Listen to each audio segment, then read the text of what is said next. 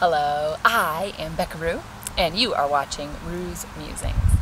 Today I am going to talk about what I gleaned from my weekend up in Estes Park. I was assisting my teacher, Jeannie Manchester, at the Yoga Journal Conference. So it was lots of yoga, lots of meeting people, and lots of immersement again into the world of kind of yogic philosophy and yogic lifestyle, which is always really powerful and influential for me. So I was sitting at Krishna Das's concert on Saturday night, reflecting on, okay, what are my takeaways? What are my primary takeaways from this weekend? And that is what I'm sharing with you today. My first takeaway is the real, sincere importance for us in our lives to find a space where we can hear and listen inside of ourselves. Yoga has a ton of different modalities, and that was one of the things I was struck by, regardless of whether you were in an asana class or a lecture about the rise of feminine consciousness. Everybody was talking about all the different modalities inside of yogic practice that you can utilize. So mantra work or chanting, pranayamas, breath work, meditation, hatha yoga, which is the postures. Everyone was kind of talking about all of them. And I was struck by that because these people who are teaching at Yoga Journal Conference have been practicing yoga for years and years and years.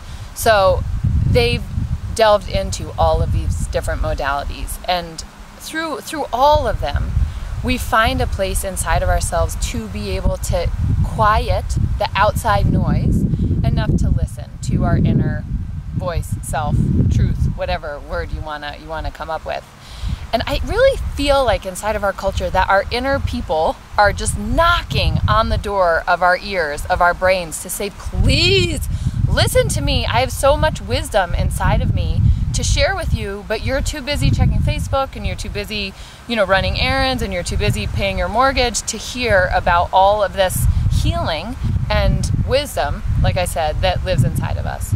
So I'm here to say this again. We need to cultivate practices inside of our life that enable us to listen and hear our inner voice. You just have to.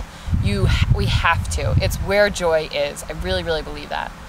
The second thing I took away from the conference, in part because I was staying at a cabin with one of my girlfriends and her mom and some of their friends. And this cabin, the history of the cabin was amazing.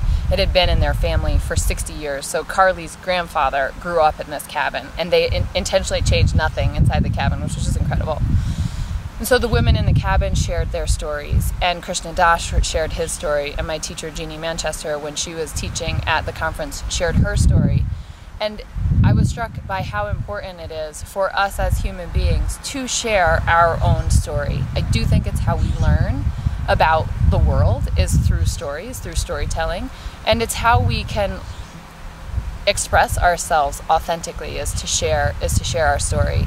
And I get so excited, like the energy of me when someone's really sharing themselves authentically and telling their own story of their life. It's so beautiful.